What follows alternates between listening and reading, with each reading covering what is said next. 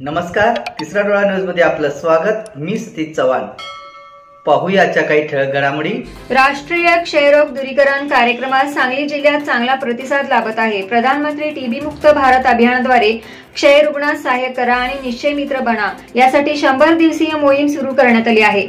CU तृप्ती Dodmise, civil surgeon doctor Vikram Singh Kadam, जिल्हा आरोग्य अधिकारी डॉक्टर विजय वाघ यांच्या मार्गदर्शनाखाली 7 डिसेंबर 2024 ते 24 मार्च 2025 अखेर ही मोहीम जिल्ह्यात राबवली जात आहे। आतापर्यंत क्षयरोग विभागाने 3 लाखाहून अधिक लोकांची तपासणी केली असून यामध्ये जवळपास 488 इतके क्षयरोगी सापडले आहेत। या सर्व रुग्णांना शासनाच्या विविध योजनांच्या माध्यमातून विनामूल्य संदर्भ सेवा दिली जात आहे। ही 100 दिवसीय मोहीम 24 मार्च 2025 म्हणजे जागतिक क्षयरोग दिनापर्यंत सुरू राहणार आहे। तरी ज्यांना क्षयरोगाची लक्षणे आहेत त्यांनी क्षयरोग विभागाशी संपर्क साधावा असे आवाहन जिल्हा क्षयरोग अधिकारी डॉक्टर शामराव जाधव यांनी केले आहे।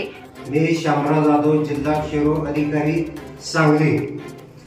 आपल्याकडे 7 डिसेंबर 2024 पासून 100 दिवसीय क्षयरोग मोहीम सुरू झालेली आहे आणि ते 24 मार्च 2025 पर्यंत चालू राहणार आहे।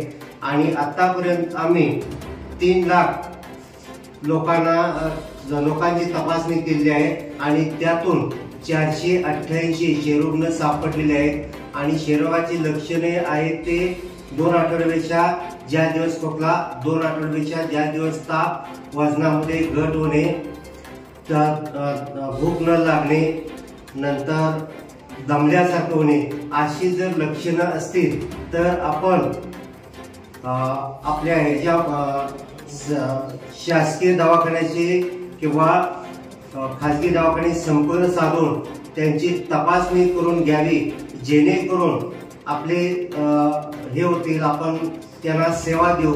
आणि अशी लक्षण जर असतील तर आपण आमचे संपर्क साधावा, एवढे मी आपल्याला आवाहन करतो।